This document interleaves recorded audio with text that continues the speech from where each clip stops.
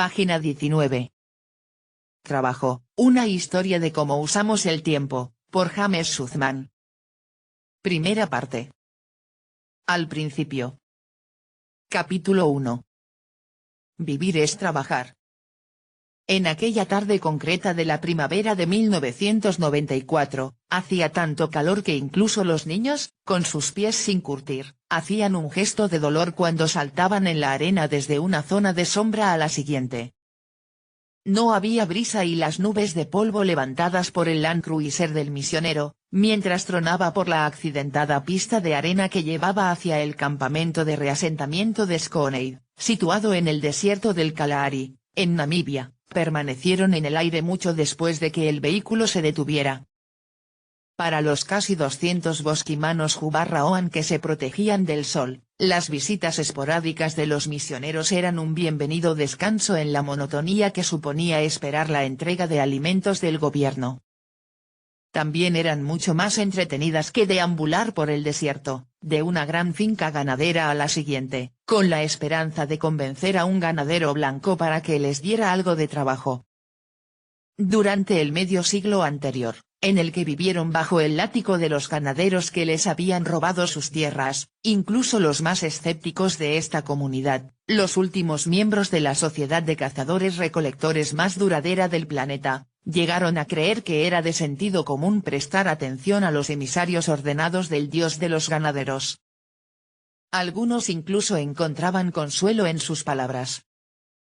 Cuando el sol descendía por el poniente, el misionero saltó de su Land Cruiser, instaló un púlpito improvisado en la base del árbol y reunió a la congregación.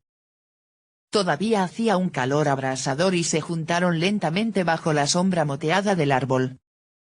El único inconveniente de esta forma de colocarse era que, a medida que el sol descendía, la congregación tenía que reubicarse cada cierto tiempo para permanecer en la sombra, un proceso que implicaba levantarse, sentarse y muchos codazos y empujons.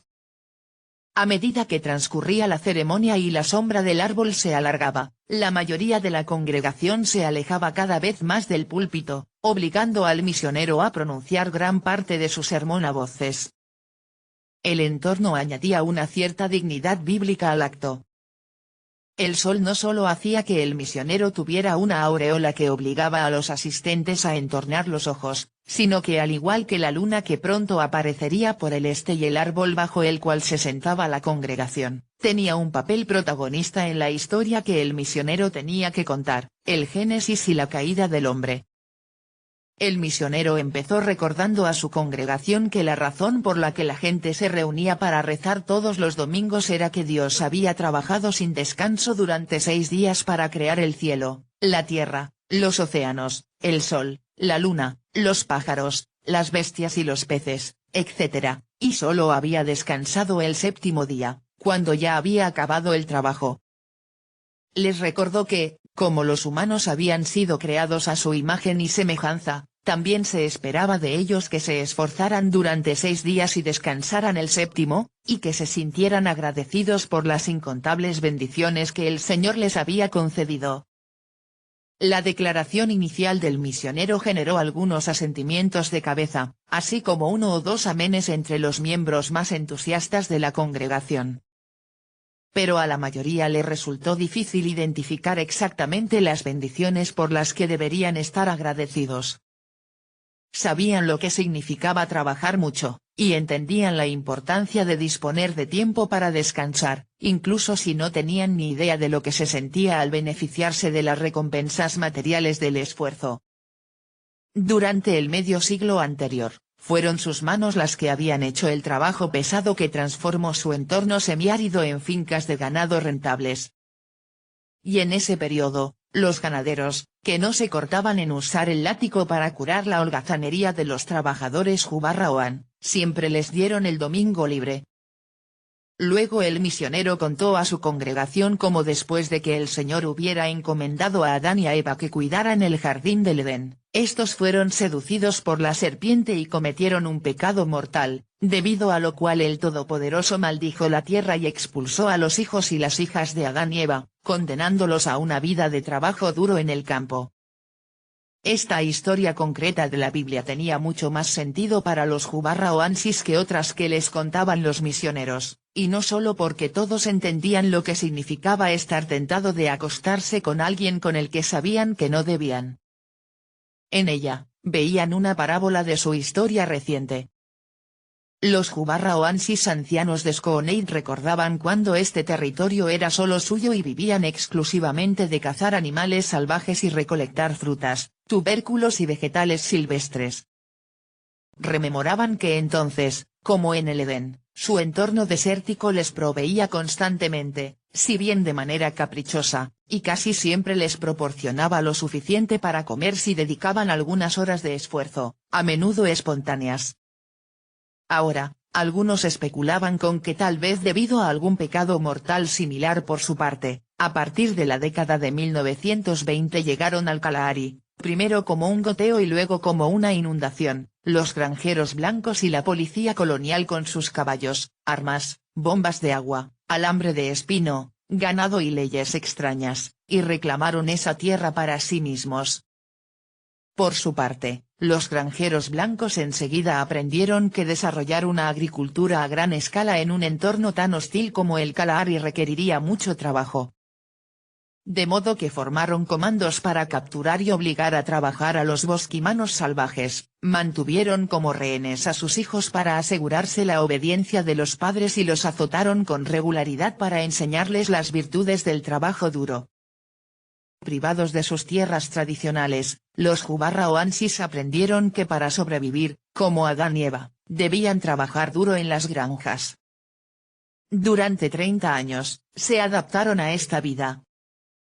Pero cuando en 1990 Namibia se independizó de Sudáfrica, los avances tecnológicos hicieron que las granjas fueran más productivas y menos dependientes del trabajo que los Jubarra o Ansis habían realizado hasta entonces. Y con un gobierno nuevo que exigía a los ganaderos que trataran a los trabajadores Jubarra Oan como empleados y les proporcionaran un salario y una vivienda adecuados, muchos granjeros simplemente los expulsaron de sus tierras. Consideraron que era mucho más económico y menos problemático invertir en la maquinaria adecuada y llevar las granjas con la menor plantilla posible. Como resultado, a muchos Jubarra o Ansis no les quedó otra opción que acampar al lado de la carretera, acuclillarse en los límites de las aldeas de los hereros, hacia el norte, o trasladarse a una de las dos pequeñas zonas de reasentamiento donde había poco más que hacer que sentarse y esperar la ayuda alimentaria. Ahí es donde la historia de la caída dejaba de tener sentido para los Jubarra o Ansis. Sí, al igual que Adán y Eva, Dios los había desterrado y condenado a una vida de trabajo en el campo, ¿por qué después los granjeros los desterraban de los campos y decían que ya no les servían? Sigmund Freud estaba convencido de que todas las mitologías del mundo, incluida la historia bíblica de Adán y Eva, guardaban el secreto de los misterios de nuestro desarrollo psicosexual. Por el contrario, su colega y rival Carl Gustav Jung consideraba que los mitos no eran más que la esencia condensada del inconsciente colectivo de la humanidad. Y para Claude Lévi-Strauss, el intelectual de referencia para gran parte de la antropología social del siglo XX, todas las mitologías del mundo, combinadas, formaban un inmenso e intrincado rompecabezas que si se descifraba adecuadamente revelaría las estructuras profundas de la mente humana. Tal vez las diversas mitologías del mundo puedan o no brindarnos una ventana a nuestro inconsciente colectivo, explicar nuestros complejos sexuales o dejarnos observar de cerca la estructura profunda de nuestras mentes. Pero sin duda, nos muestran algunos elementos universales de la experiencia humana. Uno de ellos es la idea de que nuestro mundo, sin importar lo perfecto que fuera en el momento de su creación, está sujeto a fuerzas caóticas y que los humanos deben trabajar para mantenerlas bajo control. Entre la congregación del misionero reunida aquella calurosa tarde en Skoneid había un puñado de personas de los viejos tiempos. Eran los últimos Jubarra o Ansis que habían sido cazadores-recolectores durante buena parte de vida. Soportaban el trauma de haber sido sacados violentamente de su antigua vida con el tipo de estoicismo que caracteriza la vida tradicional del cazador-recolector, Y mientras esperaban la muerte hallaban consuelo en volverse a contar unos a otros las historias del principio, los mitos de la creación, que aprendieron de niños. Antes de que los misioneros cristianos aparecieran con su propia versión del relato, los Jubarra o Ansis creían que la creación del mundo había tenido lugar en dos fases distintas. En la primera, su dios creador se había hecho a sí mismo y también a sus mujeres, a un dios menor y embustero llamado G/Awa, el mundo, la lluvia, el relámpago, los agujeros en la tierra que recogían el agua de lluvia, las plantas, los animales y, finalmente, las personas. Pero antes de terminar el trabajo, dedicó tiempo a otra cosa, dejando el mundo inacabado y en un estado de ambigüedad caótica. No había reglas sociales ni costumbres y tanto las personas como los animales cambiaban de forma corporal, se casaban entre ellos y se comían unos a otros, además de tener todo tipo de comportamientos extravagantes. Por suerte, el creador no abandonó a su creación para siempre y con el tiempo regresó para acabar el trabajo. Lo hizo imponiendo reglas y orden en el mundo, primero separando y dando un nombre a las diferentes especies y luego dotando a cada una de sus propias costumbres, reglas y características. Todas las historias del principio que deleitaban a los ancianos de Skoneid se situaban en el periodo en el que el creador, tras dejar su trabajo incompleto, se tomaba un prolongado descanso sabático cósmico, tal vez, como sugirió un hombre, porque necesitaba tomarse un respiro, al igual que había hecho el dios cristiano. La mayoría de estas historias hablan de cómo, en ausencia del creador, el dios embustero prosperó, causando alboroto y caos allí donde iba. En una historia, por ejemplo, G/Awa se corta, cocina y le sirve a su familia su propio ano, y se ríe histéricamente ante la brillantez de su broma cuando le felicitan por lo sabroso que está el plato. En otras, cocina y se come a su esposa, viola a su madre, roba niños a sus padres y asesina con crueldad. Pero G/Awa no descansó cuando el creador regresó para terminar su trabajo y desde entonces ha estado molestando continua y traviesamente en los lugares ordenados y vulnerables del mundo. Así, los Jubarra o Ansis asociaban al dios creador con el orden, la predictibilidad, las reglas, los modales y la continuidad, y a G/Awa con la arbitrariedad, el caos, la ambigüedad, la discordia y el desorden. Y veían la mano diabólica de G/Awa en todo tipo de cosas. La percibían, por ejemplo, cuando los leones se comportaban de manera extraña, cuando alguien caía misteriosamente enfermo, cuando una cuerda de arco se deshilachaba o una lanza se rompía, o cuando una voz interior misteriosa les convencía de que se acostaran con el cónyuge de otra persona aunque fueran muy conscientes de la discordia que esto causaría. Las personas de los viejos tiempos no tenían ninguna duda de que la serpiente que tentó a Adán y Eva en la historia del misionero no era otra que el embustero G/Awa con uno de sus muchos disfraces. Difundir mentiras, convencer a la gente de que se entregue a deseos prohibidos y luego presenciar alegremente las demoledoras consecuencias que eso tiene en su vida era exactamente el tipo de cosa que le gustaba hacer a G/Awa. Los Jubarra o Ansis son solo uno de los muchos pueblos que han identificado a su propio alborotador cósmico escondido bajo la piel de la persuasiva serpiente del Edén. Desde el principio de los tiempos, embusteros, alborotadores y destructores como Loki, el hijo díscolo de Odín, el coyote y el cuervo en muchas culturas indígenas norteamericanas, o Anansi, la araña irritable, escurridiza y de forma cambiante de muchas mitologías de África Occidental y el Caribe, han estado dando trabajo a la gente. No es una coincidencia que la tensión entre el caos y el orden sea un rasgo de las mitologías de todo el mundo. A fin de cuentas, la ciencia también insiste en que hay una relación universal entre el desorden y el trabajo, que se descubrió por primera vez en Europa Occidental durante los estimulantes días de la Ilustración.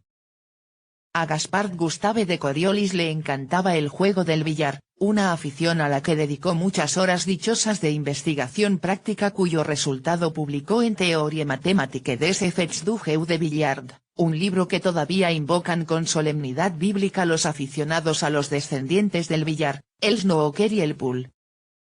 nació en el verano revolucionario de 1792, el mismo año en que la Asamblea Legislativa francesa abolió la monarquía y sacó a rastras al rey Luis Villa María Antonieta del Palacio de Versalles a la espera de su cita con la guillotina.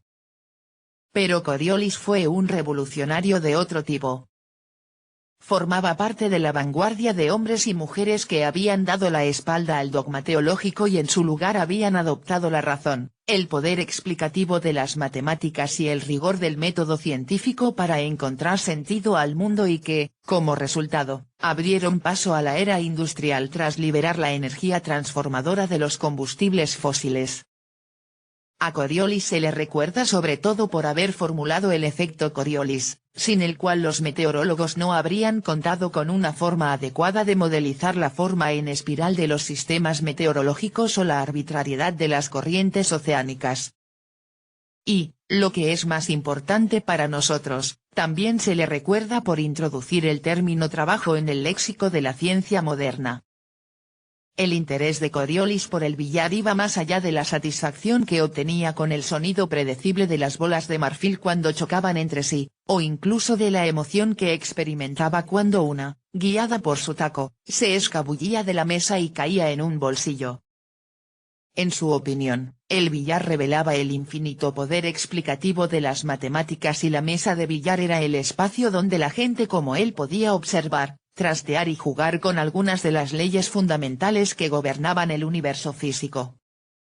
Las bolas no solo evocaban los cuerpos celestes cuyo movimiento había descrito Galileo, además, cuando apoyaba el taco de billar en su mano, canalizaba los principios elementales de la geometría esbozados por Euclides, Pitágoras y Arquímedes. Y cada vez que la bola blanca, impulsada por el movimiento de su brazo, golpeaba a otras bolas, estas seguían diligentemente las leyes sobre la masa, el movimiento y la fuerza que Sir Isaac Newton había descubierto casi un siglo antes. También planteaban muchas preguntas sobre la fricción, la elasticidad y la transferencia de energía.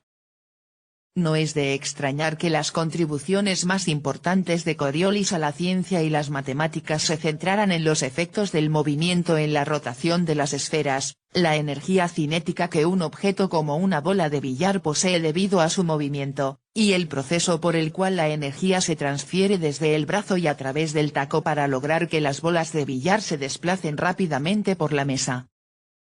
Fue en 1828. Al explicar una versión de este segundo fenómeno, cuando Coriolis introdujo por primera vez el término trabajo para describir la fuerza que era necesaria aplicar para mover un objeto una distancia determinada. 1. Cuando Coriolis se refería al proceso de golpear una bola de billar como hacer un trabajo, por supuesto, no pensaba solo en el billar. Las primeras máquinas de vapor económicamente viables se habían inventado unos años antes y habían demostrado que el fuego era capaz de hacer mucho más que chamuscar carne y fundir hierro en la forja del herrero. Pero aún no existía una forma satisfactoria de evaluar las capacidades de las máquinas de vapor que estaban impulsando la revolución industrial en Europa. Coriolis quería describir, medir y comparar con precisión las capacidades de cosas como la rueda hidráulica, los caballos de tiro, la máquina de vapor y los seres humanos. Entonces, muchos otros matemáticos e ingenieros ya habían ideado conceptos que, en términos generales, eran equivalentes a lo que Coriolis llamaba trabajo. Pero ninguno había encontrado el vocabulario adecuado para describirlo. Algunos lo llamaban efecto dinámico, otros fuerza trabajadora o fuerza motriz. Los colegas científicos de Coriolis enseguida dictaminaron que sus ecuaciones eran correctas, pero fue su terminología lo que más les impresionó. Era como si hubiera encontrado la palabra perfecta para describir un concepto que se les había resistido durante años. Más allá de que trabajo explicara con exactitud el fin para el que se habían diseñado las máquinas de vapor, la palabra trabajo en francés, travail, tiene una cualidad poética de la que carecen muchas otras lenguas. Connota sufrimiento además de esfuerzo, y así evocaba las recientes tribulaciones del tercer estado francés, las clases inferiores, que durante tanto tiempo había trabajado bajo el yugo de aristócratas con peluca y monarcas a los que les gustaba la magnificencia. Y, al vincular el potencial de las máquinas con la posibilidad de liberar a los campesinos de una vida de trabajo, invocaba una versión embrionaria del sueño, que más tarde retomó John Maynard Keynes, de la tecnología guiándonos a una tierra prometida. Ahora trabajo se utiliza para describir cualquier transferencia de energía, desde las que tienen lugar a escala celestial, cuando se forman galaxias y estrellas, hasta las que se producen a nivel subatómico.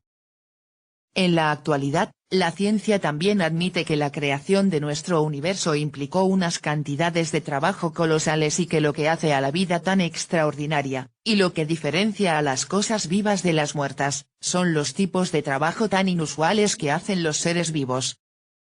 Los seres vivos poseen una serie de características evidentes que no tienen las cosas que no están vivas. La más obvia e importante es que los seres vivos obtienen activamente energía y la usan para organizar sus átomos y moléculas en células, sus células en órganos y sus órganos en cuerpos, con el fin de crecer y reproducirse. Cuando dejan de hacerlo mueren y, sin energía que los mantenga unidos, se descomponen. Dicho de otra manera, vivir es trabajar. El universo alberga un desconcertante conjunto de sistemas complejos y dinámicos de galaxias a planetas, que a veces describimos como si también estuvieran vivos. Pero, aparte de los organismos celulares, ninguno de estos obtiene a propósito energía de otras fuentes y luego la usa para hacer un trabajo que le permite estar vivo y reproducirse. Una estrella viva, por ejemplo, no repone su energía en el entorno. Tampoco trata de producir descendencia que con el tiempo crezca y sea igual a ella. Más bien, alimenta el trabajo que hace mediante la destrucción de su propia masa y muere cuando la masa se agota. La vida trabaja de forma activa para sobrevivir, crecer y reproducirse potencialmente, a pesar de lo que algunos físicos consideran que es la ley suprema del universo, el segundo principio de la termodinámica, también conocido como la ley de la entropía. El segundo principio de la termodinámica describe la tendencia de la energía a distribuirse de manera uniforme por el universo. Encarnada en los muchos embusteros que se han dedicado a hacer daño en las diferentes mitologías del mundo, la entropía desbarata sin cesar cualquier orden que se cree en el universo. Y con el tiempo, como Loki, el dios malévolo y embustero de la mitología nórdica, el segundo principio de la termodinámica insiste en que la entropía provocará un apocalipsis no porque destruya el cosmos, sino porque cuando logre su objetivo de distribuir toda la energía de manera uniforme por el universo, no quedará energía libre disponible, de modo que no se podrá hacer ningún trabajo en el sentido físico de la palabra. Si entendemos intuitivamente algunos aspectos de la entropía es porque este embustero nos guiña el ojo desde cualquier sombra. Lo vemos en la decadencia de nuestros edificios y cuerpos, en la destrucción de los imperios, en la forma en que la leche se mezcla con el café y en el esfuerzo constante que requiere mantener cualquier tipo de orden en nuestra vida, nuestra sociedad y nuestro mundo. En el caso de los pioneros de la revolución industrial, la entropía se reveló cuando frustró los intentos de construir máquinas de vapor perfectamente eficientes. En todos sus experimentos, observaron que la energía calorífica tendía inevitablemente a distribuirse de manera uniforme dentro de la caldera y luego a través del revestimiento metálico de esta hacia el exterior. También se dieron cuenta de que la energía calorífica pasaba de los cuerpos más calientes a los más fríos y que, cuando el calor se había distribuido de manera uniforme, era imposible revertir el proceso sin incorporar más energía. Por eso, cuando una taza de té alcanza la temperatura de la habitación donde se halla, no hay ninguna posibilidad de que extraiga energía de la habitación para calentarse de nuevo. También observaron que, para revertir el efecto de la entropía, era necesario hacer más trabajo usando energía que no procediera del sistema.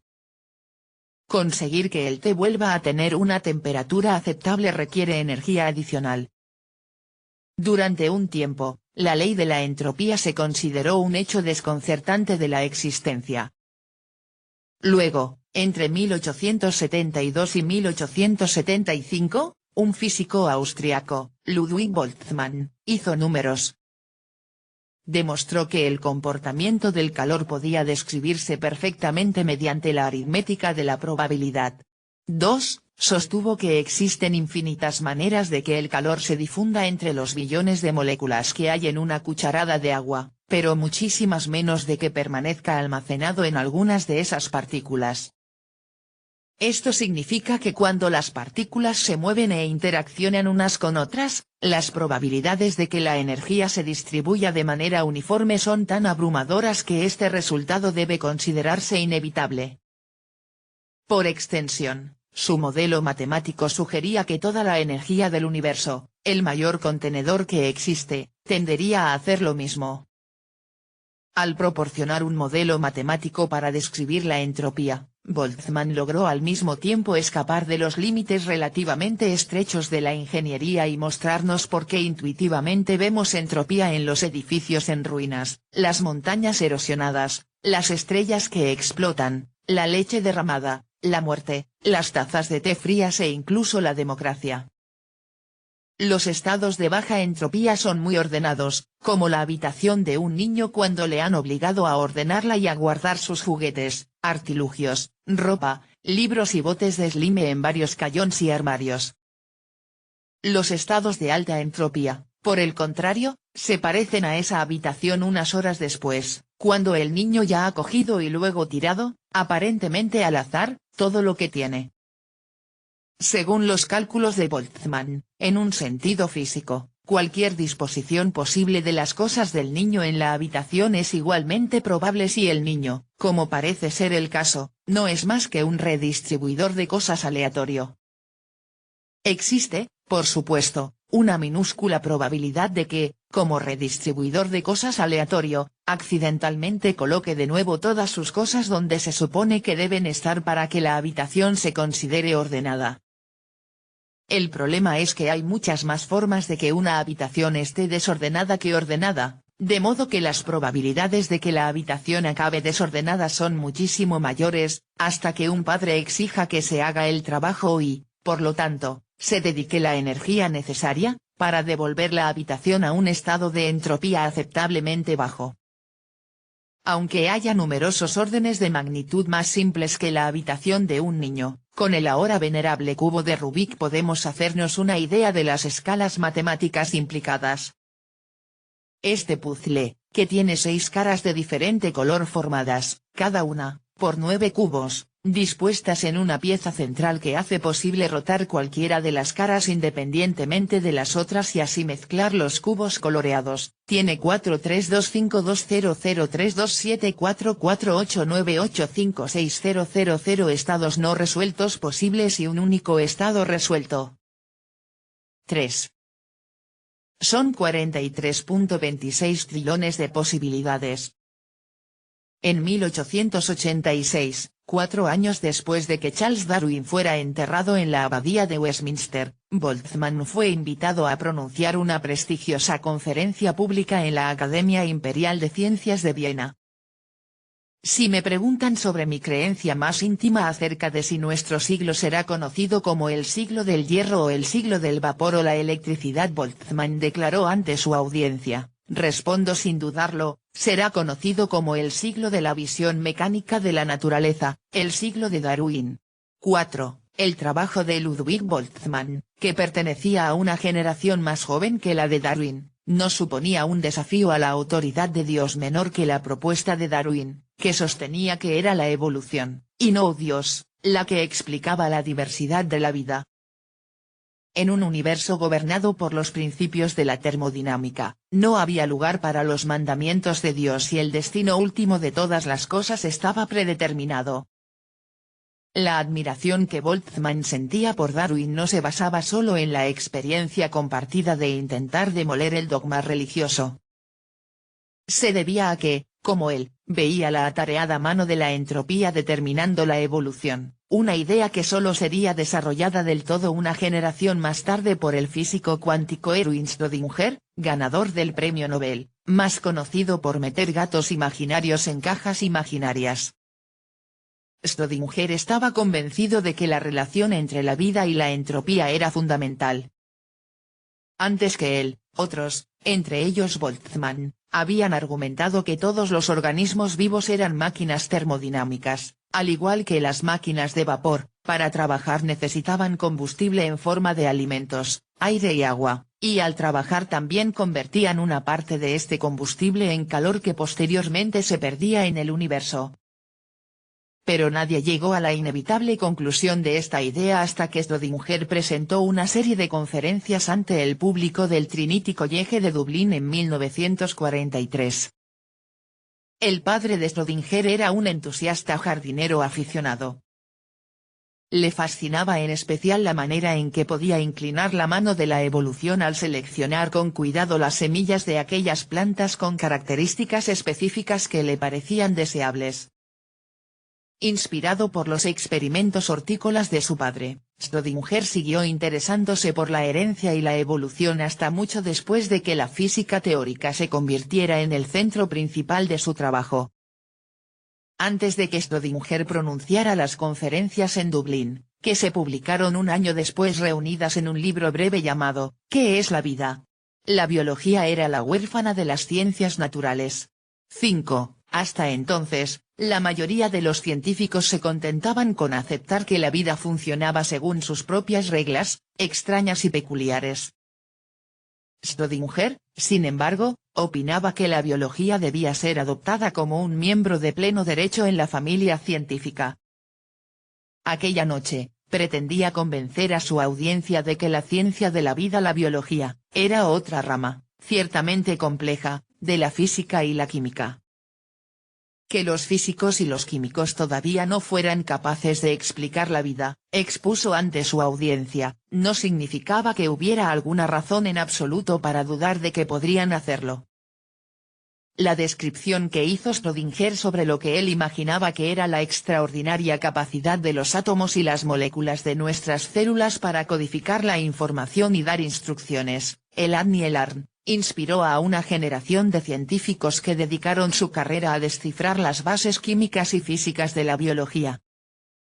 En este grupo pionero de biólogos moleculares estaba Francis Crick, de Cambridge, quien una década después, junto con su compañero James Watson, descubriría al mundo la característica forma de doble hélice del ADN. El asombro de Schrödinger ante la capacidad del grupo increíblemente pequeño de átomos, 6, que componen un genoma para organizar billones de otros átomos en cabellos, hígados, dedos, globos oculares, etc., se debía a que estos átomos lo hacían, aparentemente, desafiando el segundo principio de la termodinámica. A diferencia de casi todo lo demás en el universo, que parecía tender a un desorden creciente, la vida agrupaba la materia de manera increíble y luego la organizaba con mucha precisión en estructuras asombrosamente complejas que recogían la energía libre y se reproducían. Pero aunque pareciera que los organismos vivos no estaban bien acabados y que violaban de manera sistemática la ley de la entropía, Schrödinger admitió que si la vida incumpliera el segundo principio de la termodinámica, simplemente no podría existir. Eso significaba que tenía que estar participando de la entropía general del universo, y concluyó que lo hacía buscando y obteniendo energía libre, utilizándola para hacer un trabajo, que generaba calor, y así aumentaba la entropía total del universo. También observó que cuanto más grande y complejo fuera un organismo, más trabajo necesitaba para estar vivo, crecer y reproducirse, y que, en consecuencia, a menudo las estructuras complejas, como los organismos vivos, eran contribuyentes a la entropía total del universo mucho más enérgicos que los objetos como las rocas. Si la vida puede definirse en función del tipo de trabajo que hacen los seres vivos, entonces el proceso de transformar la materia terrestre inorgánica en materia viva y orgánica debió implicar algún tipo de trabajo, un arranque lleno de energía que puso en marcha el motor de la vida primordial. Se desconoce de dónde procedía exactamente esta energía. Tal vez surgiera del dedo de un dios, pero es bastante más probable que su origen estuviera en las reacciones geoquímicas que hacían que la Tierra primitiva bulliera y burbujeara, o en la descomposición de los materiales radioactivos que en la Tierra antigua sucumbían poco a poco a la entropía. El hecho de que la abiogénesis, el proceso a través de cual surge por primera vez la vida, implicara un trabajo es tal vez lo menos misterioso de ella. Hasta el comienzo del tercer milenio, la mayoría de los datos científicos sugerían que la aparición de la vida era tan improbable que casi con seguridad estábamos solos en el universo. Ahora, al menos para algunos científicos, el péndulo ha oscilado hacia el otro lado. Se inclinan más a pensar que tal vez la vida haya sido inevitable y que la entropía, el dios embustero, no solo era un destructor, sino que bien podría haber sido creador de vida. Este punto de vista se basa en la idea de que los sistemas biológicos pueden surgir de repente porque son más eficientes a la hora de disipar la energía calorífica que muchas formas inorgánicas, lo que aumenta la entropía total del universo. 7. Entre los estudios que convencieron a algunos científicos estaban las simulaciones digitales que indicaban que si los átomos y las moléculas se someten a una fuente de energía muy directa, como el Sol, y además están rodeados de un baño de energía, como un mar, las partículas se organizaban a sí mismas de manera espontánea en todo tipo de formaciones diferentes, como si experimentaran para encontrar la disposición que disipara la energía calorífica de la manera más efectiva.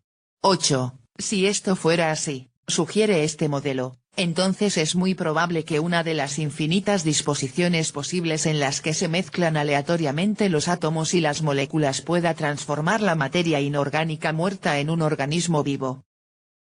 La larga historia de la vida en la Tierra se ha descrito en relación con la capacidad de la vida para obtener energía de fuentes nuevas, primero la energía geotermal, luego la luz del sol, luego el oxígeno y luego la carne de otros organismos vivos, así como con la evolución de formas de vida cada vez más complejas, más hambrientas de energía y, en el sentido físico, formas de vida que trabajan más. 9. Las primeras criaturas vivas del planeta Tierra fueron casi con seguridad organismos unicelulares que, como las bacterias, no tenían núcleo ni mitocondria. Es probable que obtuvieran energía de las reacciones geotérmicas que tenían lugar entre el agua y las rocas, antes de su transducción en una molécula muy especializada que acumulaba energía en sus enlaces químicos y la liberaba cuando esos enlaces se rompían, permitiendo al organismo hacer un trabajo. Esta molécula, la adenosina trifosfato ATP, es la fuente de energía inmediata que utilizan todas las células para hacer un trabajo de las bacterias unicelulares a los antropólogos multicelulares, y así mantener su equilibrio interno, crecer y reproducirse. En nuestro planeta, la vida ha estado ocupada durante mucho tiempo obteniendo energía libre, almacenándola en moléculas ATP y luego poniéndola a trabajar. Hay muchas pruebas fósiles que atestiguan la presencia de vida bacteriana en la Tierra hace unos 3.500 millones de años. También hay pruebas fósiles controvertidas de la existencia de vida que datan de hace 4.200 millones de años, apenas 300.000 años después de la formación de la Tierra.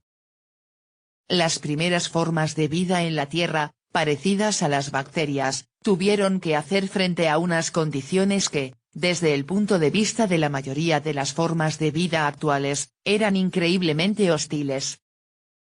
Más allá del hecho de que la actividad volcánica hacía bullir a la Tierra primitiva, y además ésta se veía golpeada por una lluvia de meteoritos casi continua, la atmósfera tenía poco oxígeno y no existía una capa de ozono que protegiera a los organismos delicados e impidiera que la radiación solar los quemara.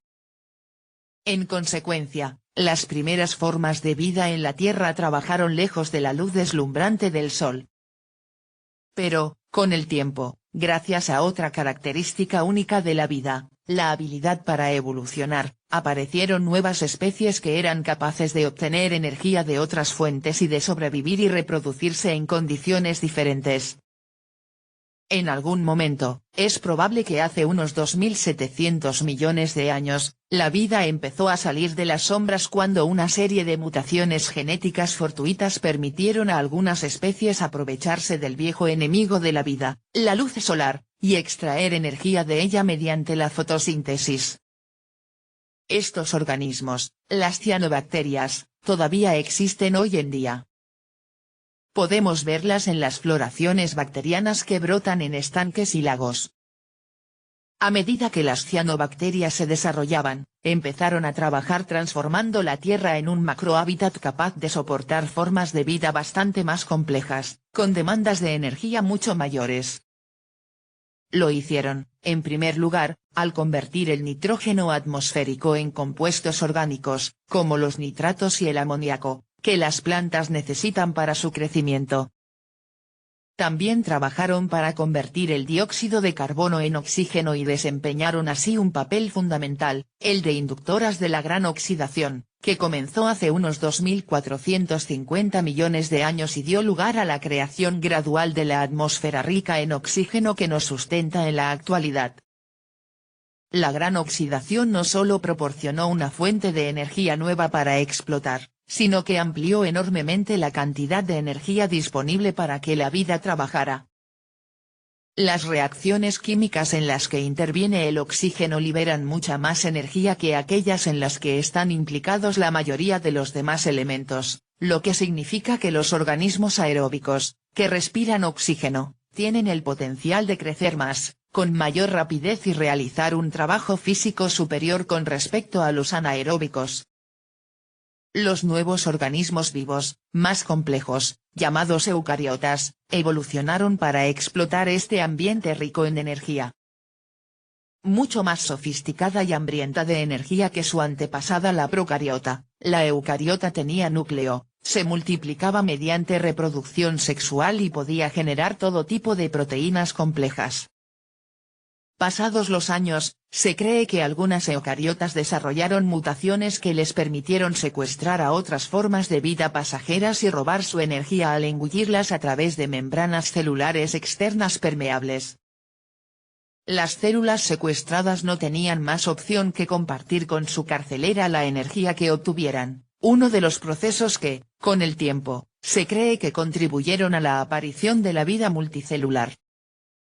Es probable que las algas primitivas, que evolucionaron para convertirse en las primeras plantas que, a la larga, cubrieron de verde las estériles masas terrestres de la Tierra primitiva, fueran descendientes de las eucariotas secuestradoras de cianobacterias. Se cree que las primeras criaturas con tejidos y sistema nervioso propiamente dicho se desarrollaron en los océanos hace unos 700 millones de años. Pero no fue hasta hace unos 540 millones de años, durante la explosión cámbrica, cuando la vida animal empezó a florecer de verdad. El registro fósil de este periodo muestra pruebas de la existencia de criaturas que representan a todos los filos contemporáneos más importantes, las ramas del árbol de la vida, que hoy en día pueblan nuestro mundo. La energía adicional procedente del oxígeno atmosférico y marino, que cada vez era más abundante, desempeñó sin duda un papel en el arranque de la explosión cámbrica. Pero es probable que resultara aún más importante el hecho de que la evolución empezara a favorecer la selección de algunas formas de vida que extraían su energía de una fuente de energía libre novedosa y mucho más rica que el oxígeno. Consumían otros seres vivos que ya se habían molestado en acumular y concentrar energía y nutrientes vitales en su carne, órganos, conchas y huesos. Hace unos 650 millones de años, en la atmósfera se había acumulado el oxígeno necesario para generar una capa de ozono lo bastante gruesa como para filtrar la suficiente radiación ultravioleta peligrosa y permitir que algunas formas de vida pudieran sobrevivir en los océanos, cerca de la costa, sin quemarse.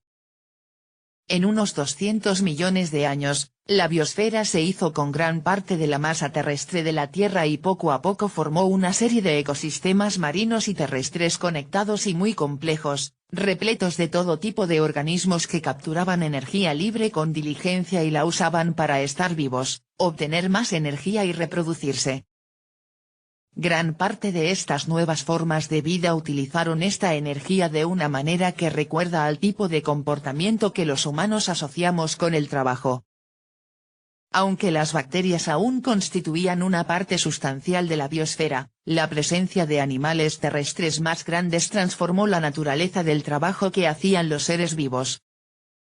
Los animales grandes necesitan mucha comida, pero pueden hacer mucho más trabajo físico que los microorganismos, que apenas se mueven. Los animales pueden escarbar, cazar, huir, romper, cavar, volar, comer, luchar, defecar, mover cosas constantemente y, en algunos casos, construir. El hecho de que, desde la perspectiva de un físico, todos los organismos vivos hagan un trabajo, y que la biosfera de nuestro planeta se desarrollara durante millones de generaciones como resultado del trabajo realizado por sus diferentes antepasados evolutivos, plantea una pregunta obvia. ¿En qué se diferencia el trabajo hecho, por ejemplo, por un árbol, una sepia o una cebra, del que ha llevado a nuestra especie hasta la creación de la inteligencia artificial? Página 44.